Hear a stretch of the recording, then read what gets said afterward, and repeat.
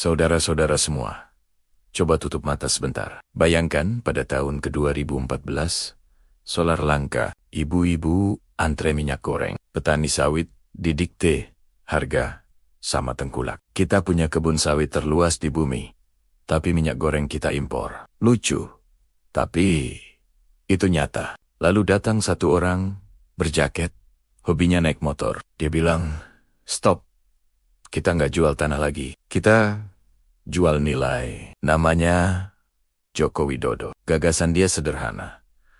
Kalau kita punya sawit terbesar di dunia, kenapa kita yang diatur? Kita yang harus ngatur. Hilirisasi.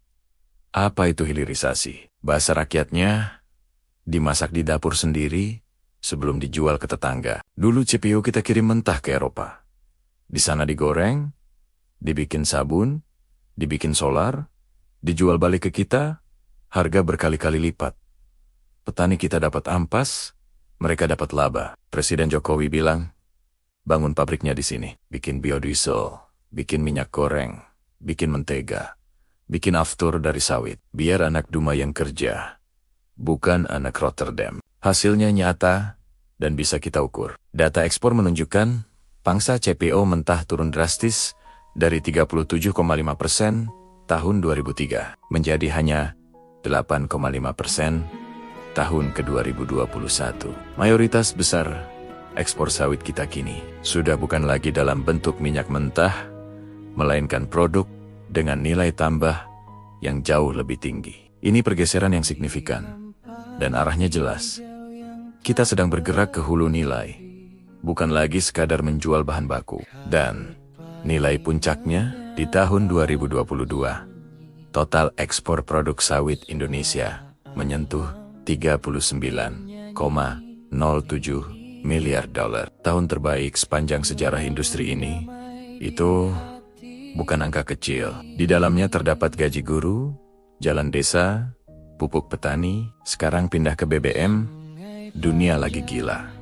Harga minyak global bergejolak. Tetangga semua naikkan harga. Tapi Presiden Prabowo bilang, tahan, hitung lagi. Dan memang ada dasarnya untuk ditahan. Karena Indonesia sedang membangun kemandirian energi berbasis sawit. Program B35 sudah berjalan nasional penuh sejak Agustus tahun 2023. Menurut kalkulasi Kementerian SDM, program B35 setara dengan penghematan impor solar senilai 120,54 triliun di tahun 2023 dan 123 triliun di tahun ke-2024. Artinya, uang sebanyak itu tidak perlu lagi kita kirim ke luar negeri untuk membeli bahan bakar. Dan ini bukan sekadar soal uang. Jurnal International Renewable and Sustainable Energy Reviews yang diterbitkan Elsevier mencatat Indonesia kini memimpin dunia dalam penggunaan biodiesel. Tidak ada negara lain yang sudah sejauh ini. Kita perlu jujur.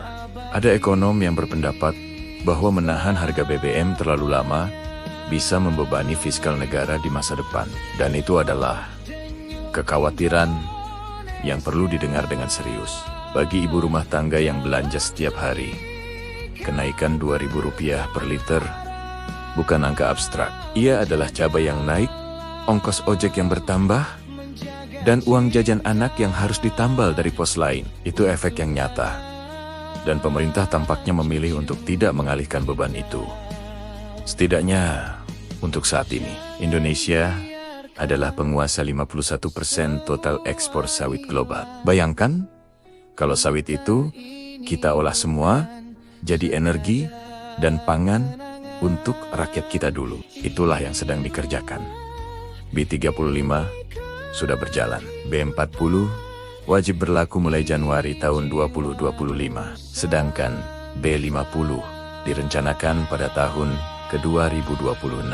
Dan pemerintah sedang menyiapkan peta jalan menuju B100 sebagai target jangka panjang kemandirian energi. Dan bukan hanya sawit. Untuk nikel, sebuah studi dari Universitas Terbuka dan Bappenas yang terbit di Jurnal Mineral Economics Springer 2025 membuktikan secara ilmiah kebijakan hilirisasi nikel terbukti meningkatkan PDB nasional mendorong ekspor lebih tinggi, menaikkan upah, dan memperluas lapangan kerja, terutama di Sulawesi. Setiap kebijakan besar layak dikritisi, termasuk hilirisasi. Pertanyaan yang produktif bukan apakah ini sempurna, tapi ke mana arahnya. Dan siapa yang menanggung manfaatnya? Data yang kita punya hari ini menunjukkan arahnya sudah benar. Tugas kita bukan memuja kebijakan, tapi memastikan ia berjalan untuk rakyat. Bukan sebaliknya, jalan ini sudah benar. Jokowi yang mulai, Prabowo yang genjot. Tugas kita kawal, bukan malah balik arah. Karena kemandirian itu nggak dikasih, tapi direbut. Dan sekarang, kita sedang merebutnya.